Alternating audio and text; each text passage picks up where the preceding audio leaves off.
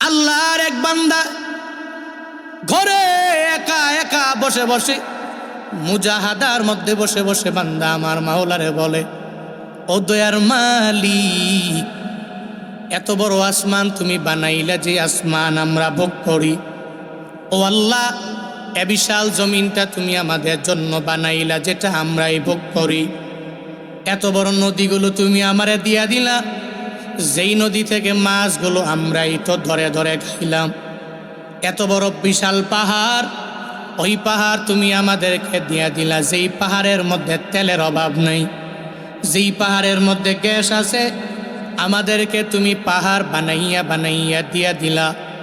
ওই বান্দা আমার মাওলার দরবারে মুজাহাদার একটা পর্যায়ে বলে, ও দয়ার মালিক, এমন কোনো নেয়ামত নাই তুমি আমাদেরকে দিলা না।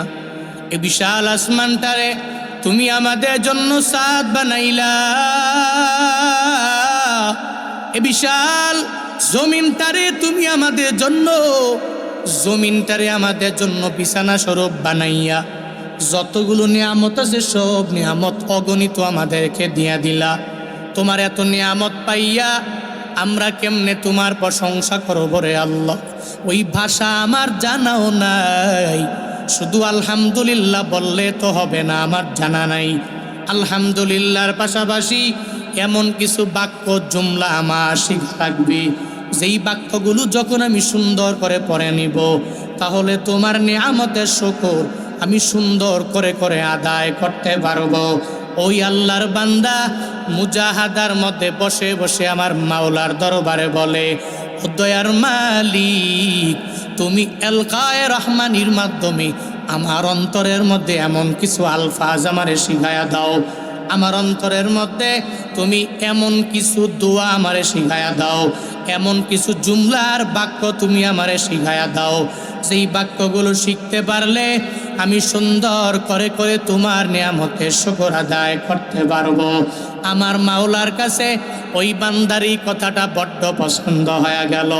আল্লাহ পাক এলকায়ে রহমানির মাধ্যমে তার অন্তরের মধ্যে এমন একটা জুমলা বান্দার মনে করায়া দিলেন। ও আমার মাওলাকে বলে, ইয়া রাব্বি লাকাল হামদু কামা ইয়ামবাগি লিজালালি ওয়াজহিক ওয়া আযীমি সুলতানিক। এটা বলে বলে বারবার আমার আল্লাহরে বলে, হে মালিক, ইয়া রাব্বি লাকাল হামদু, সব প্রশংসা হলো তোমার জন্য। কামা ইয়ামবাগি, যতটুকু করা লাগবে অতটুকু প্রশংসা আমি করলাম। লিজালালি ওয়াজহিক ওয়া আযীমি সুলতানিক, তোমার বড়ত্ব আর মহত্ব অনুযায়ী শুকর আমি আদায় করলাম আল্লাহ। এলকায়ে রহমানির মাধ্যমে ওই বান্দার অন্তরের মধ্যে যখন এই জুমলাটা চলে আসলো, এবার বান্দা যেখানেই যায় ওই জায়গায় যায় যায় বান্দা বলে, ইয়া রাব্বি লাকাল হামদু কামা ইয়ামবাগি লিজালালি ওয়াজহিক ওয়া আযীমি সুলতানিক।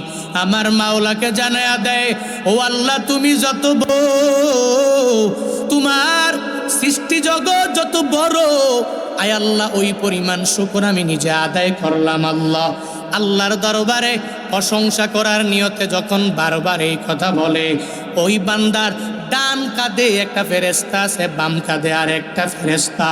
ডান কাঁধের ফেরেশতা নেক আমল লেখে, ও গুনাহ লিখে না, আর বাম কাঁধের যে ফেরেশতা ও সর্বাবস্থায় গুনাহ লিখে, নেক আমল লিখে না। আল্লাহ পাক কিরামান কাতিবিন, দুইজন সম্মানিত লেখক ফেরেশতা আমি বক্তার দুই কাঁধের মধ্যে আছে রে বান্দা, তোমাদের কাঁধেও আছে। সব মানুষের দুই কাঁধের মধ্যে আল্লাহ পাক দুইজনকে ফিট করে রাখলেন, যারা একজনে নেক আমল লেখে আর একজনে গুনাহ লেখে। একজনে বান্দা যখন ভালো কাজ করে ওইটা লেখার জন্য বান্দা পাগল হয়ে যায়, দ্রুত লিখে ফেলে, আর যে ব্যক্তি গুনাহ করে ওই গুনাহটা লেখার জন্য আল্লাহ পাক এই জায়গার মধ্যে আর একটা চাকরি দিয়া রাখছে। এবার ডান কাঁধের ফেরেশতা আমার মাওলারে জানা দেয়, মালিক,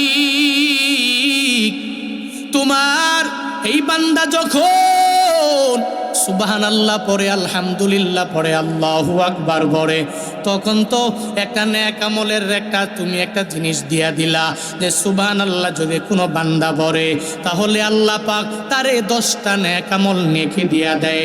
আমরা সঙ্গে সঙ্গে লিখে ফেললাম, কেউ যদি আলহামদুলিল্লাহ নিজের জবান দিয়া বের করে দেয় তাহলে পড়তে দেরি হয়ে যাবে, তার আমল নামার মধ্যে লিখতে আমরা দেরি করি না। আল্লাহু আকবার যদি কোনো বান্দা জবান দিয়া বের করে দেয় আমরা তার আমল নামার মধ্যে নেকি লিখতে দেরি করি না। কিন্তু তোমার এই বান্দা আলহামদুলিল্লাহ তো পড়লো না, বরং সে পড়ে ইয়া রাব্বি লাকাল হামদু কামা ইয়ামবাগি লিজালালি ওয়াজহিক ওয়া আযীমি সুলতানিক। এটার নেক আমল নেকি কয়টা আমরা আমল নামার মধ্যে উঠাবো? আল্লাহ গো, এই ব্যাপারে তো বিন্দু মাত্র পরিমাণ কোনো ধারণা নাই। এই বান্দার এই দোয়ার কারণে আমরা কি 10টা নেকি উঠাবো, নাকি 20টা উঠাবো, নাকি 100 উঠাবো, নাকি 1000টা উঠায়া ফেলবো, নাকি বিলিয়ন উঠায়া ফেলবো, মিলিয়ন বিলিয়ন ট্রিলিয়ন ওয়াক্টিলিয়ন উঠায়া ফেলবো কিনা? আল্লাহ পাকের কাছে যখন ডান কাঁধের ফেরেশতা এটা বলে, আল্লাহ তখন বলে না না, আমার বান্দার জন্য কোনো বিলিয়ন নেকি লাগবে না, এই বান্দার জন্য ওয়াক্টিলিয়ন ট্রিলিয়ন কোনো নেকি লাগবে না। এই বান্দার আমল নামায় যেই দোয়াটা বান্দা বারবার বারবার পড়ে, যেই জুমলাটা পড়ে, আল্লাহ তুমি যত বড় ওই পরিমাণ প্রশংসা আমরা তোমার করে নিলাম। বান্দা যদি সুন্দর করে আমি মাওলারে বড় বলতে পারে, এই জুমলাটা ওই বান্দার আমল নামায় তোমরা লিখে দাও। এই বান্দার আমল নামায় কোনো নেকি দিও না, ওই বান্দার আমল নামার মাঝে বিশাল জুমলাটা সুন্দর করে উঠায় রাখ। একটা সময় এমন হয়ে যাবে হাসরের ময়দানে এই বান্দা যখন মিজানের দাড়ি পাল্লায় আমি মাওলার কুদরতি চেহারা মুবারকের মধ্যে বান্দা দাঁড়ায় যাবে, সামনে দাঁড়ায় গেল, এই বান্দার যদি নেকির পরিমাণ একটু কমিয়া যায়, আর যদি এই ব্যক্তি বলে ও মালিক আমি তোমার সেই গোলাম, যেই গোলাম তোমারে অনেক বড় বলে বলে আমি আমার দুনিয়ার জীবনটারে কাটাইয়া দিয়েছি রে আল্লাহ, ও আল্লাহ আসরের ময়দানে আমার নেক আমলের পাল্লা হালকা হয়ে গেল আর গুনাহের পাল্লাটা অনেক পরিমাণে ভারী হয়ে গেল। ডান কাঁধের ফিরিস্তা রে, ওদিন আমি মাওলা তারে জানায়া দিব, যদিও তোর নেক আমলের পাল্লাটা হালকা হয়ে গেল কিন্তু তোর আমল নামায় একটা আমল আমি দেখেছি, তুই বারবার আমি মাওলারে বড় বলে, আমি রবের প্রশংসা তুই করেছ, আমি রবের প্রশংসা সুন্দর করে দুনিয়ার মধ্যে করার কারণে ডান কাঁধের ফিরিস্তা আমল নামার মধ্যে জুমলাটা লেখা রাখছে রে বান্দা।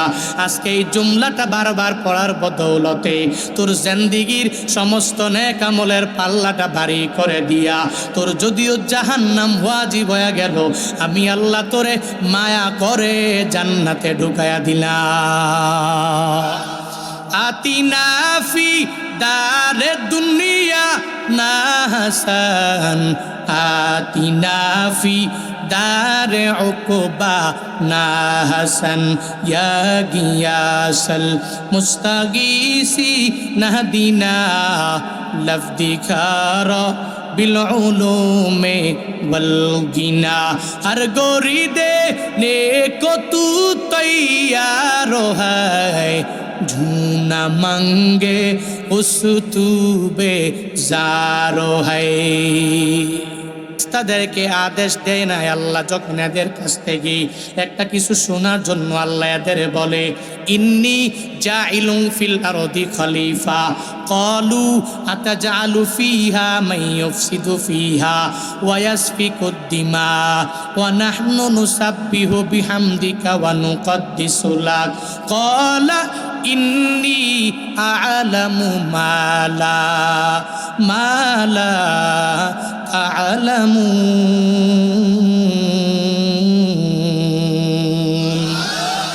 আল্লাহ পাক জানায়া দিলেন, ও আমার ফেরেশতার দলেরা, ইন্নি জাইলুন ফিল আরদি খলিফা, আমি আল্লাহ দুনিয়ার মধ্যে আমার কিছু প্রতিনিধি আমি আল্লাহ বানাবো, এদেরকে আমি আল্লাহ প্রেরণ করব।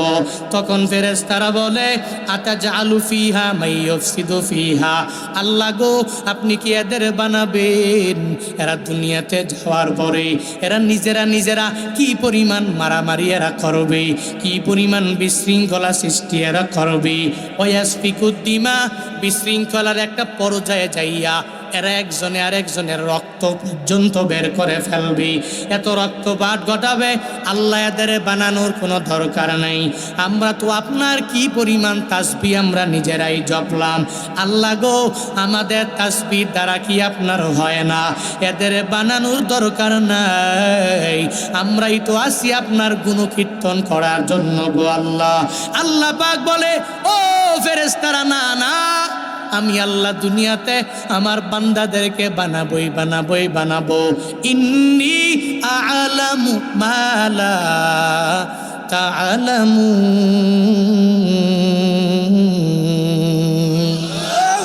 বান্দারে, তুই যা জানো আমি আল্লাহ এর চাইতে বেশি জানি।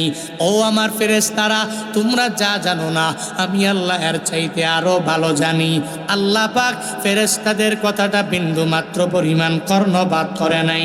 তোমারে আমারে বানাইবার জন্য আমার মাওলা কি সুন্দর করে ওই মায়ের গর্ভে রাখলেন। আল্লাহ কয়, তুই মায়ের গর্ভের মধ্যে বান্দা মৃত ছিলা, কিন্তু কি সুন্দর করে করে আমি আল্লাহ তোমারে আকৃতি দিয়া দিলাম। আল্লাহ পাক বলেন অপর আয়াতে, হুয়াল্লাহুল খালিকুল বারিউল মুসাউবির লাহুল আসমাউল হুসনা। সূরা হাশরে আছে না নাই? আসেনি? আল্লাহ পাক জানায়া দিলেন, আমি রবের পরিচয় তুই জানো। আমি রবের পরিচয় হলো আমি আল্লাহ খালিক, আমি আল্লাহ বারি, আমি আল্লাহ সৃষ্টিকর্তা, আবার আমি মাওলা উদ্ভাবন কর্তা। শুধু তাই না, আল্লাহর পরিচয় হলো আমার মাওলা মুসাউবির। বান্দাকে আকৃতি দিয়েছেন আমার মাওলা, কোন জায়গায় হাত দেওয়া লাগবে আমার মাওলা তো ভালো করেই জানে। ওই জায়গার মধ্যে আল্লাহ পাক হাত দিয়া দিলেন।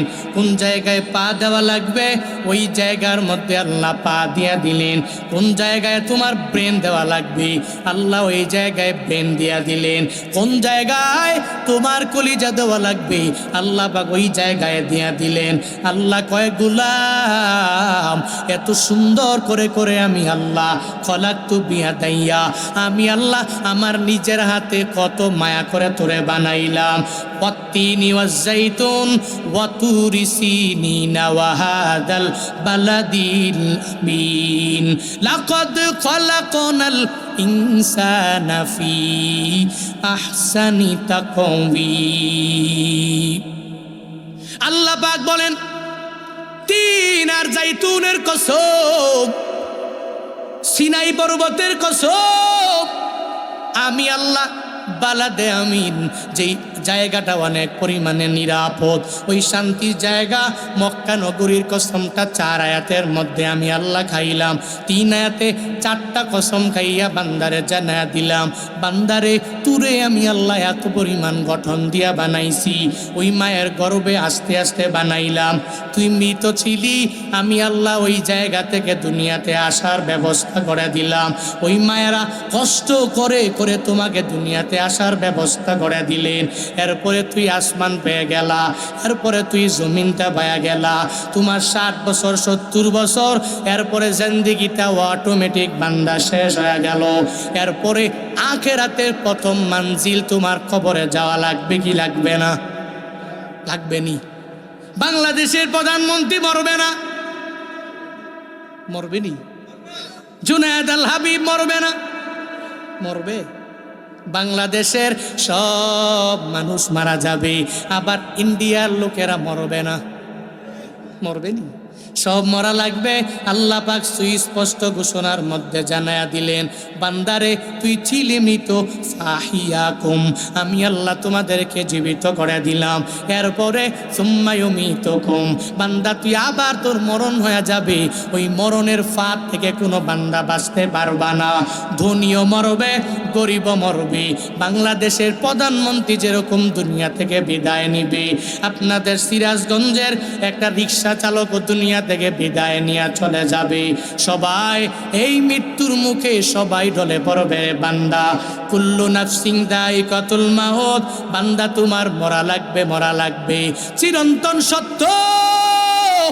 ম্যান ইজ মর্টাল, মরবে নি? মরা লাগবে।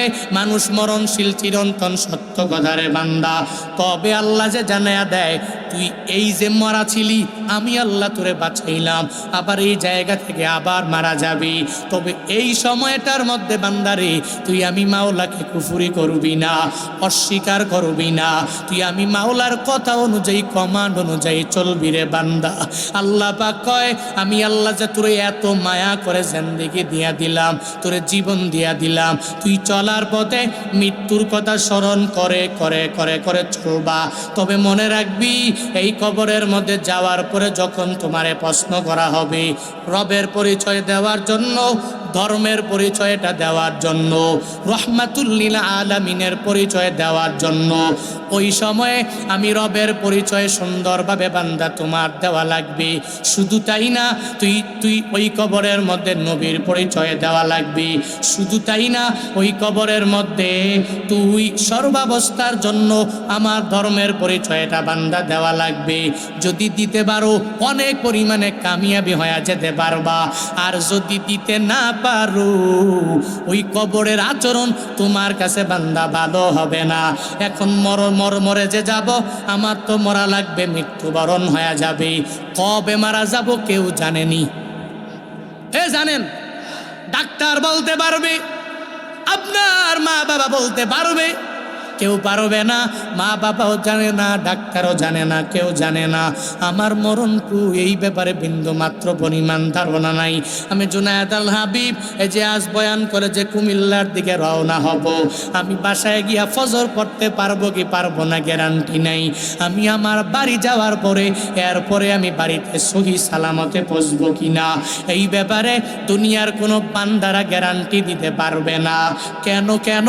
তবে মরা লাগবে, কোন সময়ে মরব জানাও নাই। এজন্য তো আল্লাহ স্মরণ করে বান্দারে জানায়া দেয়, বান্দারে আজরাইল তো তোর কাছে পারমিশন নেওয়ার জন্য আসবে না। তোর মরণের সময়ে আজরাইল আইসা বলবে না, বান্দা তোমার কাজগুলো তুমি সেরে ফেলো। ও বান্দারে, তুই 10 দিন পরে মরবি, তুই নামাজ আরম্ভ করে দাও। 20 দিন পরে মারা যাবি, রমজানের রোজাগুলো রেখে দাও। তুই 30 দিন পরে মারা যাবি, নেক আমলের লাইনে বান্দা তুই অগ্রগামী হয়ে যাও। না রে বাবা, না, আজরাইল দুনিয়ার কারো কাছ থেকে অনুমতি নিবে না, শুধু একজনের কাছ থেকে নিয়েছে, তিনি আমার নবী, তোমার নবী, রাহমাতুল লিল আলামিন। যেই নবীর কাছ থেকে আজরাইল অনুমতি নিয়েছে মৃত্যুর ব্যাপারে, আল্লাহ পাক মালাকুল মউতের পাঠাইলেন, হ্যাঁ মালাকুল মউত আমার নবীর দরবারে তুমি চলে যাও, ওই নবীর কাছে যাও, আর নবীর কাছ থেকে যায় পারমিশন নিয়ে নাও। যদি নবী পারমিশন দেয় তাহলে নবীজির রূহটাকে তুমি কবজ করে নিয়ে আসবা, আর যদি নবী পারমিশন না দেয় তাহলে রূহটাকে কবজ করবা না। আল্লাহ পাক ওই নবীর রূহটাকে কবজ করার জন্য পারমিশন নিতে যখন তারে আদেশ দিয়া দিলেন, যা রে যা, ও মালাকুল মউত আমার নবীর দরবারে তুই চলে যাও। নবীর দরবারে মালাকুল মউত যখন হাজির হয়ে গেলেন, আয়েশা বলে, ও পয়গম্বর আমার, আল্লাহ পাক বলেছেন আপনার রূহটাকে কবজ করার জন্য, অনুমতি যদি দেন তাহলে আপনার রূহটাকে কবজ করে আমি নিয়ে যাব, আর যদি অনুমতি না দেন রূহটা আপনার কবজ করার ক্ষমতা আমার নাই।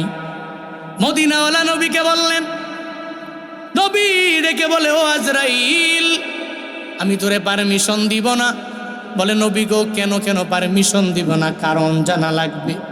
নবী আমার ডেকে বলে, হে আজরাইল, আইনা আখি জিবরাইল, আমার ভাই জিবরাইল কই? আমার ভাই জিবরাইলের একটু আমার দরবারে খবর দাও, আমি তার সাথে একটু কথা বলা লাগবে। তার সাথে যখন কথা বলা শেষ হয়ে যাবে তখন আমি তোমাকে আমার মৃত্যুর ব্যাপারে তোমারে পারমিশন দিয়া দিব, আমার রূহটাকে কবজ করার ব্যাপারে তোমারে পারমিশন দিয়া দিব। যখন নবী আমার জিবরাইলের সন্ধান যখন মালাকুল মউতের কাছ থেকে যাইল, তখন মালাকুল মউত আমার নবীরে জানায়া দেন, নবী গো, হযরতে জিবরাইল ফিস সামাইল উলা, প্রথম আসমানে আছে। নবী গো, আপনি আপনি ডাকলে আমি তারে ডাইকা নিয়ে আসব। নবী মালাকুল মউতের জিবরাইলের দরবারে পাঠায়া দেয়, যাও যাও ওই জিবরাইলের ডেকে ডেকে আমার দরবারে নিয়ে আসো। জিবরাইলের দরবারে যায় বলে, ও ভাই আমার জিবরাইল, আমার নবী বলেছে তোমাকে যাওয়ার জন্য, তোমার সাথে নাকি নবী কথা বলবে। জিবরাইল লইয়া যখন নবীর দরবারে হাজির হয়ে গেলেন, জিবরাইল আসার পরে নবীকে দেখে চোখের বানি ফালায়া ফালায়া জিবরাইল কান্দে। আমার নবীও জিবরাইল দেখে চোখের বানি ফালায়া কান্না করে। জিবরাইলের এক দিক থেকে কান্না, আমার মদিনাওয়ালা নবীর আরেক দিক থেকে কান্না শুরু হয়ে গেল। জিবরাইল ডেকে বলে, ও পয়গম্বর, আপনি কান্না করেন কেন? আল্লাহর দরবারে আপনি চলে যাবেন, আমার মাওলার বড় প্রিয় গো নবী। ও নবী গো, আল্লাহর মোলাকাতে যাবেন, কান্না করার কোনো মানে হয় না। কারণ যেই বান্দাগুলো আমার মাওলার প্রিয় বান্দা হয়ে যায়, ও তো মরণের কঠিনকালেও ভয় করতে পারে না। মৃত্যু হয়ে যাবে এই চিন্তা নিয়ে চোখের বানি ফালাইয়া কান্দে না। গতকালকে এক জায়গায় বয়ানে গেলাম, আপনাদের সিরাজগঞ্জ জেলা, রায়গঞ্জ আপনাদের পাশের একটা উপজেলা, ওখানেই ছিল আমার বয়ান। ওই বয়ানে ওঠার আগে এক আল্লাহর বান্দা আমার সামনে আইসা অনেক বিষয়ে বলল। ও বলে, হুজুর, আমি আমার পুরো জিন্দেগিটা কোরআনের জন্য আমি বিলীন করে দিতে পারি। একটা সময় মৃত্যুর কথা যখন কথাবার্তা বলতে গিয়ে উঠল, সে আমারে জানায়া দিল, হুজুর, আমি তো কঠিনকালেও মৃত্যুর ভয় পাইতে পারি না। কারণ আমি মনে করি যারা মুমিনে কামেল আমার মাওলার বড় প্রিয় হয়ে যায়, এরা মরণের ভয় পায় না। কারণ যেদিন মরণ হয়ে যাবে, মরতে দেরি হয়ে যাবে, আমার মাওলার সাথে মোলাকাত হতে দেরি হবে না। আমার মাওলার যারা আশিক, এরা আমার মাওলার মোলাকাতের জন্য এত পরিমাণ পাগল পারা এরা হয়ে যায়। ওই রবের মোলাকাতের জন্য কখন মরণ হয়ে গেল কি গেল না, এই চিন্তা এরা বিন্দু মাত্র পরিমাণ অন্তরে রাখে না। এরা মনে করে মরতে দেরি, আমার মাওলার মোলাকাত আমি পেয়ে যাব। জিবরাইল চোখের বানি ফালায়া কান্দে আমার নবীরে জানায়া দেয়, নবী গো, মরণের কথা শোনার পরে আপনি কান্না করলেন কেন? ও নবী আমার, আপনি তো আমার মাওলার বড় প্রিয় হয়ে গেলেন, ওই রবের দরবারে মোলাকাতে আপনি চলে যাবেন, আপনার দ্বারা কান্না মানায় না। নবী গো, আপনার কান্না আমি সহ্য করতে পারি না। নবী আমার ডেকে বলে, ও জিবরাইল ভাই আমার, আমি কেন কান্না করি তুমি আমায় বলো। কিন্তু তুমি কেন কান্না করো? তোমার চোখ দিয়া কেন বেয়ে বেয়ে পানি পড়ে? তুমি আমায় একটু জানায়া দাও। জিবরাইল নবী বলে, নবী জিবরাইল রে বলে, জিবরাইল বলে, নবী আপনি কান্দেন কেন? এবার নবী বলে, জিবরাইল তুমি কান্না করো কেন? জিবরাইল ডেকে বলে, ও পয়গম্বর, আমি জিবরাইল আমার মাওলার পক্ষ থেকে ওহী নিয়ে নিয়ে সব নবীর দরবারে আসি। আমার মাওলা আমারে বড় একটা দায়িত্ব দিয়েছে। পৃথিবীর যত পয়গাম্বর, এই সব পয়গাম্বরের দরবারে আমি ওহী নিয়ে আসি। আল্লাহ পাক যখনই আমারে আদেশ দিয়া দিল, আমি ওহী নিয়ে নিয়ে নিয়ে তাদের দরবারে হাজির হয়ে গেলাম। এটা আমার দায়িত্ব। তবে যত নবীর কাছে আমি আসছি, আপনার কাছে যতবার আসছি, ততবার আমি অন্য কোনো নবীর দরবারে আসি নাই। এক একজন নবীর দরবারে আমি ওহী নিয়ে আসলাম, কারো কাছে 10 বার, কারো কাছে 15 বার, কারো কাছে আমি আসলাম 100 বার। হযরতে মূসা, যার সাথে আমার মাওলা এত পরিমাণ কথা বলল, ওর দরবারে আমি ওহী নিয়ে আসছি 700 বার। এরকম সব নবীর দরবারে আমি 1000 বার, 1500 বার, 2000 বার ওহী নিয়ে নিয়ে আমার মাওলার দরবার থেকে আসছি গোয়াদের দরবারে গো নবী। কিন্তু আপনার দরবারে আমি 1 বার না, 2 বার না, 100 বার না, 1000 বার না, বরং আপনার দরবারে আল্লাহর পক্ষ থেকে ওহী নিয়ে আসছি 24,000 বার। নবী, আমি আপনার চেহারা দেখব না, আর এই সুন্দর আপনার কথা মালা আমি শুনবো না। নবী গো, আপনার চেহারা যে দেখবো না, এই জন্য আমি চোখের পানি ফেলায়া কান্দি। আপনি রওজায়ে আতহারে থাকবেন, এই কারণে আমি আপনারে না দেখবো না, আপনার দরবারে ওহী নিয়ে আসতে পারবো না, এই জন্য আমি চোখের পানি ফালাইয়া আপনার মায়ায় কান্না করি। কিন্তু আপনি আমার মাওলার মুলাকাতে আপনি চলে যাবেন, কান্না করার মানে হয় না। নবী আমার ডেকে বলে, ও আমার জিবরাইল ভাই শুনে না, আমি চলে যাব, কোনো অসুবিধা হবে না। আমি আমার নিজের জন্য কান্দি না রে, আমি আমার ছেলে মেয়ের জন্য চোখের পানি ফালায়া কান্না করি না। আমার কন্যা ফাতিমা, ওই ফাতিমার ব্যাপারেও আমি চোখের পানি ফালায়া কান্না করি না। আমার প্রথম স্ত্রী খাদিজা রাদিয়াল্লাহু তাআলা আনহা, আমি তার জন্য চোখের পানি ফালায়া কান্না করি না। আমি কান্না করি আমি দুনিয়া থেকে বিদায় নিয়ে চলে যাব। আমার গরিব উম্মতেরা, আমি নবীর জন্য কত পাগল হয়ে যাবি, আমি নবী চলে যাব, কোনো অসুবিধা নাই, এটা হবে না। কিন্তু আমার উম্মতের উপায়টা কি হবে? এই উম্মতের জন্য কারা বারবার উম্মতের দাওয়াত দিবি? এই উম্মতের উপায় কি হবে? ও জিবরাইল, আগে আমার মাওলার দরবারে চলে যাও, আর আল্লাহকে গিয়া জানায়া দাও আমার উম্মতের উপায়টা কি হবে। এটা যখন আমার মাওলা জানায়া দিবি, তখন আমি আমার উম্মতের ব্যাপারে ডিফেন্স চিন্তা করব, কি বলা যায় আমার উম্মতের ব্যাপারে আল্লাহ কি বলল, ওই কথার উপরে চিন্তা ভাবনা করে আমি বলবো পারমিশন দেওয়া যায় কি যায় না। জিবরাইল সঙ্গে সঙ্গে আমার মাওলার দরবারে হাজির হয়ে গেল, যা বলে, ও মালিক, আপনার বন্ধু তো রুটাকে কবজ করার জন্য পারমিশন দেয় না কেন রে? বলে, আপনার বন্ধু নাকি চায় আপনার বন্ধুর উম্মতের কি উপায় হবে চিন্তা নিয়া আপনার বন্ধু রুটাকে কবজ করার জন্য অনুমতি দেয় না। আল্লাহ পাক জানায়া দেয়, ও জিবরাইল শুনো, অনুমতি আমার নবী দিবে না। আমি জানি, কারণ আমার নবী উম্মতের অনেক ভালোবাসে। তবে আমি আমার নবীর কান্না আমি সহ্য করতে পারি না রে। ওই নবী কান্না করবে, আমি আল্লাহ চায়া দেখবো, এটা হতে পারে না। ও জিবরাইল, যাও আমার নবীর দরবারে তুমি চলে যাও। ওই নবীর দরবারে যাইয়া উম্মতের ব্যাপারে আমার নবীরে জানাইয়া দাও। ওই নবীর উম্মতেরা যদিও নবী হারা হয়ে যাবি, আমি আল্লাহ তো আছি, আমি আল্লাহ থাকবো। ও জিবরাইল, আমার নবীর দরবারে যাও, ওই নবীর কাছে গিয়া জানায়া দাও আমার নবী চিন্তা করার কোনো প্রয়োজন নাই রে, আমার নবী টেনশন করার কোনো প্রয়োজন নাই। এই উম্মত যদিও দুনিয়া থাকবে, আমার নবী থাকবে না, কিন্তু হাসরের ময়দান কায়েম হওয়া পর্যন্ত আমি মাওলা উম্মতের কাছে, আমার বান্দাদের কাছে থাকবো। আমার নবী যদিও নাই, তবে হাসরের ময়দান কায়েম হওয়া পর্যন্ত আমি আল্লাহ আমার নবীর উম্মতের জিম্মাদারি নিয়ে নিলাম। আমি আমার বান্দার জিম্মাদারি নিয়ে নিলাম। আমার নবী উম্মতের নিয়ে চিন্তা করেন, নবী উম্মতের নিয়ে চিন্তা করার কোনো দরকার নাই। যাও রে, গিয়া এরপরে পারমিশনটা তাড়াতাড়ি নিয়ে আসো। এবার জিবরাইল আজরাইলে পাঠাইয়া দিল, নবীর দরবারে চলে গেল। নবীর কাছে যাইয়া আমার পয়গম্বররে জানায়া দেয়, পয়গম্বর এবার আপনি পারমিশন দিবেন কি দিবেন না?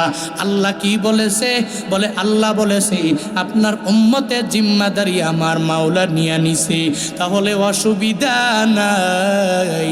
ও মালাকুল মউত, তোমারে পারমিশন দিয়া দিলাম, আমার রূহটাকে এখন তুমি কবজ করে নিয়ে যেতে পারো।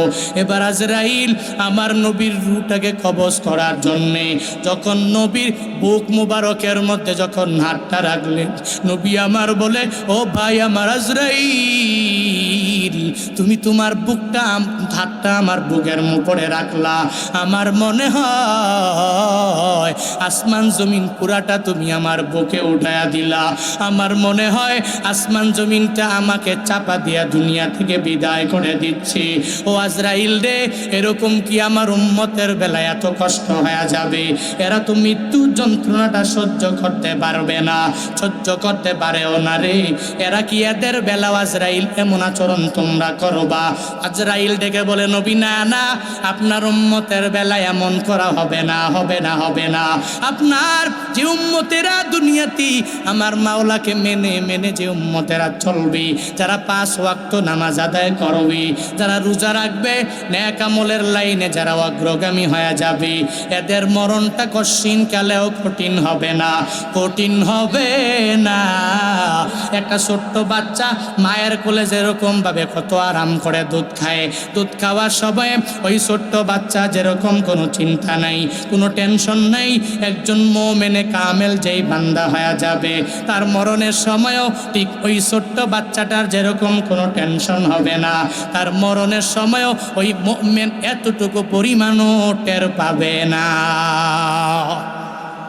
তবে হা হা, দুনিয়াতে হুজুরের কথা শুনে শুনে যারা নামাজ পড়লো না, রোজা রাখলো না, নেক আমলের লাইনে অগ্রগামী হয়ে গেল না রে, যারা দুনিয়াতে হুজুরের কথাটা মানে নাই, হুজুরের কথা কান দিয়ে এক কান দিয়া ঢুকিয়া আর এক কান দিয়া যারা বের করে দিল, এদের বেলায় আমার মাওলা এত পরিমাণ রাগান্বিত হয়ে যাবে। আজরাইল ডেকে বলে, ও পয়গম্বর, ওই মরণের সময় এদের এত পরিমাণ কষ্ট হয়ে যাবে জাননি। বলে কি কষ্ট হবে? বলে একটা যদি জীবন্ত খাসি, ওই খাসিটাকে যদি জবাই না করে উল্টায় যদি ছিলে ফেলে, তাহলে ওই খাসিটার সেই পরিমাণ কষ্ট হয়ে যাবে। একটা বেনামাজি, একটা বেরোজাদার, একটা বেআমলওয়ালা, যে আমার আল্লাহরে মানে না, নবীরে মানে না, আমার আল্লাহর কমান অনুযায়ী যেই বান্দাগুলো চলে না, এদের বেলায়ও ওই খাসির চাইতেও কষ্ট এদের রূহ কবজের সময় হয়ে যাবে। লা ইলাহা ইল্লাল্লাহ, লা ইলাহা ইল্লাল্লাহ, লা ইলাহা ইল্লাল্লাহ, লা ইলাহা, লা ইলাহা ইল্লাল্লাহ, লা ইলাহা ইল্লাল্লাহ, লা ইলাহা। সিজদা করব না গায়রুল্লাহ, সিজদা করব এক আল্লাহ, সিজদা করব না গায়রুল্লাহ, সিজদা করব এক আল্লাহ, লা ইলাহা ইল্লাল্লাহ, লা ইলাহা ইল্লাল্লাহ, লা ইলাহা ইল্লাল্লাহ, লা ইলাহা, লা ইলাহা। এত বেশি হিট। লা ইলাহা ইল্লাল্লাহ মুহাম্মাদুর রাসূলুল্লাহ। এই জন্য আপনাদের জানার পাশাপাশি মানতে হবে। পারবো ইনশাআল্লাহ। বলতেছিলাম আল্লাহ পাক বলেন, কাইফা তাকফুরুনা বিল্লাহ, তুই কেমনে আমি আল্লাহকে অস্বীকার কর? তুই ছিলে মৃত, আমি আল্লাহ তোরে জীবিত করলাম, আবার ওই জীবিত থেকে আবার একদিন তোর মরণ বরণ করা লাগবে, এই মৃত্যুকে বরণ করে তুই নিজেকে মাইয়্যিত বানানো লাগবে। হ্যাঁ, আবার সুম্মা ইউহয়িকুম, আবার তোকে আমি আল্লাহ জীবিত করব। তারাতান নুখরা, যে অপর আয়াতে আল্লাহ পাক বলেন, মিনহা খলাকনাকুম ওয়া ফিহা নুঈদুকুম ওয়া মিনহা নুখরিজুকুম তারাতান নুখরা। আল্লাহ পাক জানায়া দিলেন, এই মাটি থেকে আমি আল্লাহ তোমাদেরকে বানাইছি, আবার ওই মাটিতেই বান্দা তোমার চলে যাওয়া লাগবে। ওই মাটিতে যাওয়ার পরে তোমার কোনো খোঁজখবর থাকবে না। একটা সময় আমি আল্লাহ ওই মাটি থেকে বান্দা তোমারে আবার উঠাবো। আমি রবের দরবারে একদিন এই মাটি থেকে আমি আল্লাহ উঠাইয়া আমি রবের দরবারে বান্দা তোমার হিসাব দেওয়া লাগবে। আল্লাহ কয় সুম্মা ইলাইহি তুরজাউন, আমি রবের দরবারে বান্দা তোমার প্রত্যাবর্তন করা লাগবে, আশা লাগবেই লাগবেই লাগবে। সবার আসতে হবে, সব নবীরা মৃত্যুবরণ করলো, বান্দা তুমিও মৃত্যুবরণ করা লাগবে। তুমি টাকা যদি বলো আমার টাকা পয়সার অভাব নেই, তাহলে তোমার মরণ হবে না। বন্দারে এমনটা না, বন্দারে আমার মাওলা যখন ডাক দিবে ওই সময়ে তোমার চলে যাওয়া লাগবে। এই যে বসুন্ধরা গ্রুপের এমডি সায়েম সুবহানের বাবা, কোভিড-19 সময়ে টাকা পয়সার অভাব নাই, এত পরিমাণ টাকা পয়সা যে টাকা পয়সা দিয়া চাইলে পুরা পৃথিবীর কিছু অংশ কিনে নিতে পারবি, এত টাকা পয়সা। এই টাকা পয়সা দিয়া যতই চেষ্টা করেছে করোনার সময়ে আমারে বাঁচাও বাঁচাও, বান্দা বাঁচতে পারে নাই কেন? বলে মরণ তোমার বরণ করা লাগবে, তোমার টাকা তোমারে বাঁচাইতে পারবে না, তোমার ক্ষমতা তোমারে বাঁচাইতে পারবে না। এই যে গাজীপুরের এমপি স্বাস্থ্যমন্ত্রী, উনিও তো কোভিডের সময় দুনিয়া থেকে বিদায় নিল। ওনার টাকা পয়সার অভাব নাই, পাওয়ারের অভাব নাই, ক্ষমতারও কোনো অভাব নাই, চেষ্টা তো কম করে নাই, বাঁচার জন্য কিন্তু পারে নাই রে বান্দা। দুনিয়াটা এমনই, সব বান্দাদের একদিন দুনিয়া থেকে বিদায় নিয়ে চলে যাওয়া লাগবে।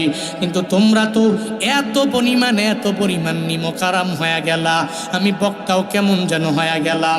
আল্লাহ যে এত পরিমাণ মায়া করে করে আমাদের বানালেন, এরপরেও কত চিন্তা করি, বলে আমি নামাজে যাই না, কত চিন্তা করি সন্তানাদির জন্য, কত চিন্তা করি আমার বউয়ের জন্য, কত চিন্তা করি আমার পরিবারের জন্য। এই পরিবারের কথা চিন্তা করে করে যত পরিমাণ সুদ আমি আমার জিন্দেগিতে খাইলাম, যত পরিমাণ মানুষের উপর জুলুম করলাম, যত পরিমাণ মানুষের উপর নির্যাতন করলাম। বান্দারে তুমি টাকা পয়সা ইনকাম করে করে করে যেই ছেলেরে দিয়া গেলা, তোমার মরণের পরে ওই ছেলে তোমার দ্বারে কাছেও যাবে না, কবরের সামনে যাইয়া তোমার জন্য দোয়াও করবে না, বরং তোমার কবরটা কই ওই কথাটাও বিন্দু মাত্র পরিমাণ মনে রাখবে না। এই যে টাকা পয়সাগুলো মসজিদের মধ্যে দান না করে, মাদ্রাসার মধ্যে না দিয়া নিজের মতো করে এত যে বাড়াবাড়ি করে করে করে ব্যাংকে জমা কইরা রাখলা, কার জন্য রাখছো? বলে আমার ছেলেটা একটু ভালো করে চলতে পারবে। কার জন্য রাখছো? আমার মাইয়াটা একটু সুন্দর করে চলতে পারবে।